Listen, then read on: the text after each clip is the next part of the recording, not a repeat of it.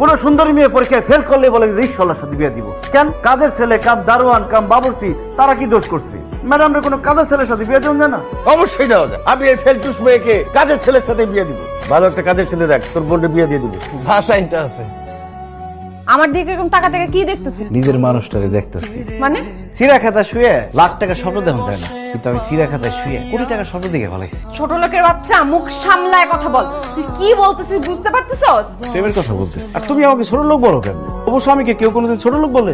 থাপড়ায় তোর গালের সবগুলা দাঁত ফালা দিব। বেয়াদব, অসভ্য ছোট লোক কোথাকার। তুই হইতেছিস এই বাসার সামান্য কাজের লোক। তুই আমার হবু স্বামী হাস কেমনে? তুমি পরীক্ষায় ফেল করছো, এই জন্য তোমার কাজের ছেলের সাথে বিয়ে দিব। এবারে কাজের ছেলে কে? তাহলে আমি তো তোমার হবু স্বামী। তুই ভাবলি কিভাবে যে বাসার চৌধুরীর মেয়েকে তোর সাথে বিয়ে দেবো? কাজের পড়ার সাথে আপনি আপনার মেয়ারে বিয়ে দিবেন, এ কথা বলার আগে আপনি ভাবেন নাই কেন? গরিবের বাচ্চা গরিব, এটা তো বাসার এক্সাম্পল দিয়েছে।